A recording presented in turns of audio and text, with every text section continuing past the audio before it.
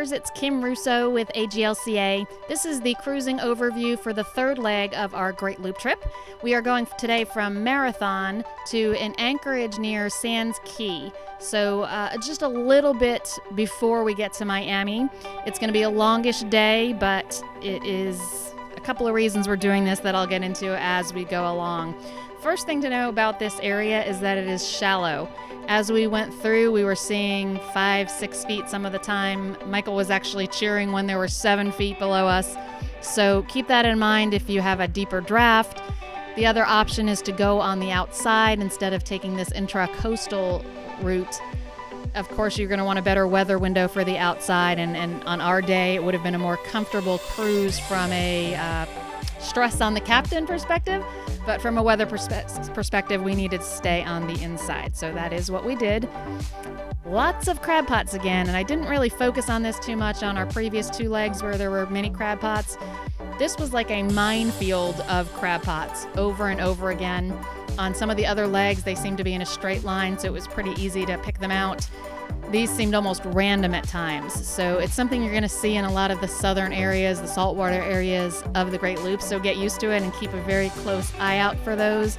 For those of you who are new to that kind of cruising, the danger here, they look like just buoys floating on the surface. Sometimes they're a little hard to see depending on the color, but the danger is if you run over them, there's a line running from the buoy down to a trap on the bottom.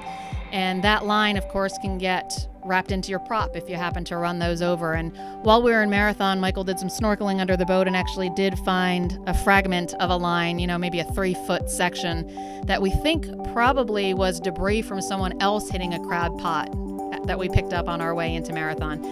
This was by far, as I said, only the third leg, but the worst as far as the crab pots, so keep an eye out for them. We did see the Coast Guard patrolling. We did see the National Park Service boating by. And this area we're going through today kind of borders on Everglades National Park. If you recall from leg 1, we actually overnighted at an Anchorage in Everglades National Park. And you do need to take a special boating course online before you can boat through the park. So that's something I probably should have mentioned in leg 1, but keep that in mind for this particular leg as well.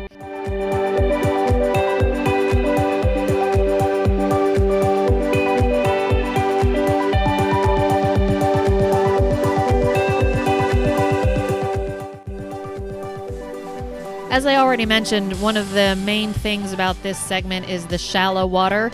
But in addition to there being lots of shallow water, there were also some very narrow channels through some of the shallows. And some of these Google Earth images really highlight that, but also in the video that you can see rolling there. You can see that it's very well marked, but just off to the starboard and off to the port, you can see the sandbars that you're just kind of trudging your way right through that one deeper spot in the middle.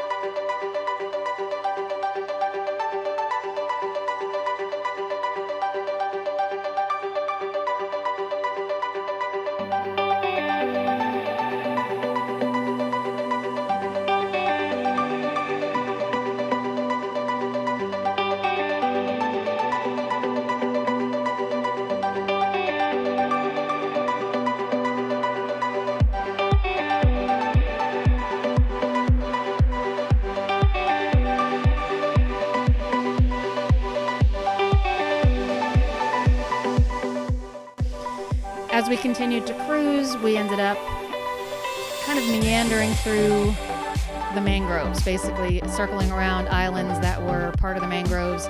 Really a beautiful day of cruising, a little bit of everything from wide open waters to narrow channels.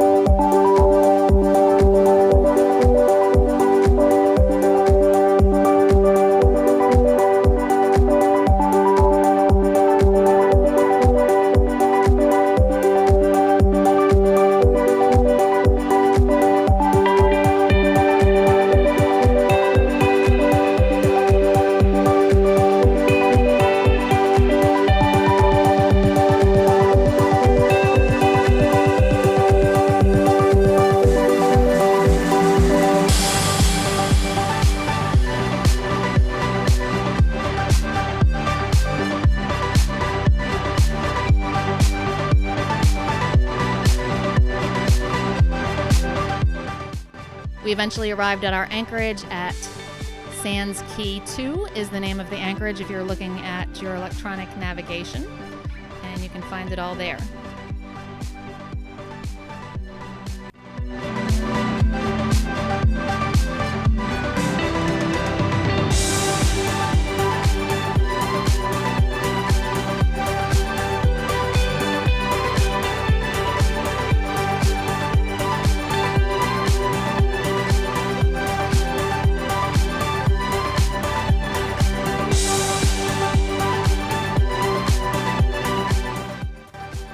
This is our Nebo log for the day. You can see it was a pretty longish day, almost 9.5 hours underway, a distance of 74 miles and an average speed of about 8 knots.